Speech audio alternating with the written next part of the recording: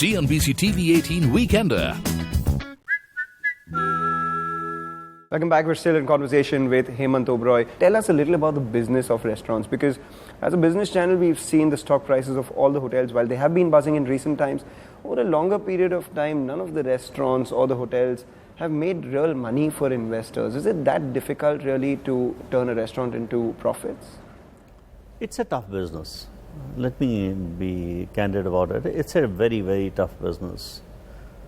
People think we charge pricing and we must be making a lot of money, but we actually don't. The real estate prices, the rentals are very high. The wage bills are going up day by day. And so is the raw material pricing. You have to import certain ingredients, pay air freight, pay duties, pay customs and everything. And you'll end up doing break-even initial stages. So what is your break-even target for Hemant Oberoi in Mumbai? I'm trying to, that we should be, ROI should be in about 3.5 to 4 years. Okay, ROI in about 3.5 to 4 years. That is Hemant Oberoi talking. But what do you think of the other new people who start restaurants, or a lot of the quick service restaurants which are listed right now too? You think there is any hope for them?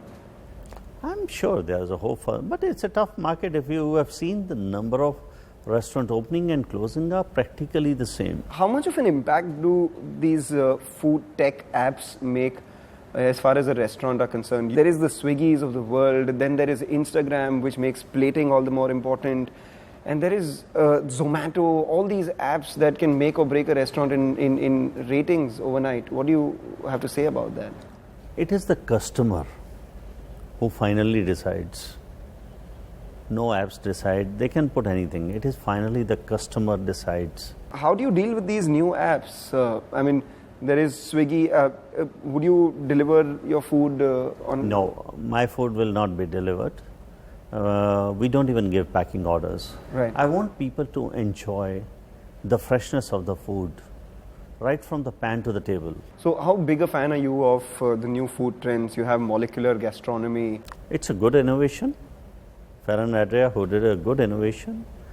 He was practically the founder. He knew his stuff at the age of mid-50s. He made that food and his basics were strong.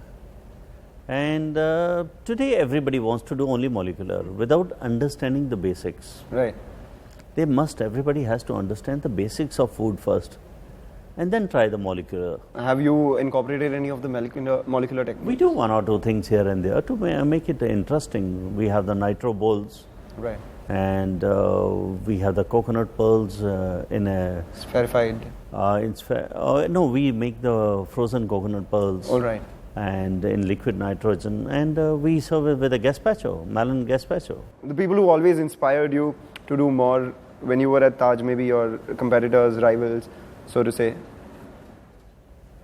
I don't know. There haven't been many who would... You've towered above all of them, is it? No. It's not that I towered about. I mean, Imtiaz Qureshi.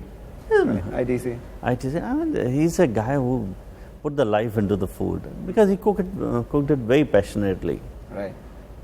I mean, I respect him a lot for this. One dish you're very, very proud of having created? I think Camembert Dariol was one of them. Okay. And of course, Naza was very good. And now we do the brie and truffle naans, which we innovated long back. Mm-hmm. And I think Varki crab. And now I have the crab bisque served with crab meat and Pani Puris. Okay. So it's very interesting and very different way. It's rather interesting. So now let's talk about your years at the Taj. You worked under various heads at the Taj itself. How were they different? Say, how was V.K. Krishna different from Raymond Bixon? And then you had Mr. Sarna as well. You know, everybody has been a dynamic leader. I mean, Mr. J.R.D. Tata to Mr. Ratan Tata. I mean, they are right on top in the leadership qualities, and we look up to them for everything. Mr. Krishna Makamara, amazing leader without even the hoteliering background. I think he was remarkable. And Raymond was a hotelier, of course. So he knew his stuff from the US. And Mr. Sarna was a very short span, so I have no comments to make. All right. So the biggest influence in your life would have been? I think Mr. Ajit Kerkar. Mr. Ajit Kerkar. Yes. He's known as the father of Indian hotel industry. Yes, absolutely. He was the one who picked me up and brought me to Taj. He taught me hoteliering, I think. How closely did you have the opportunity of interacting with the Tatas? Quite closely. Quite closely. And then you also worked under Mr. Cyrus Mistry for a bit, right? So how were the two leaderships different? Of different kind, but both were good in their own ways. Both were good in their own ways. No, because there was a lot of hear and say about the whole Tata Mistry conundrum, right? You see, it is the difference between the young chefs of today and the chefs of yesterday. So in that case, how does one handle it? So it's, I think everybody learns with the times. Okay. And what do you make of the rebranding exercise that the Taj recently went through?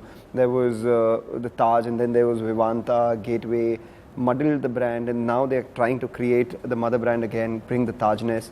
What do you make of this? I think we should not be experimenting with these things too much. Okay. So you think that was a wrong experiment? My views, my personal view.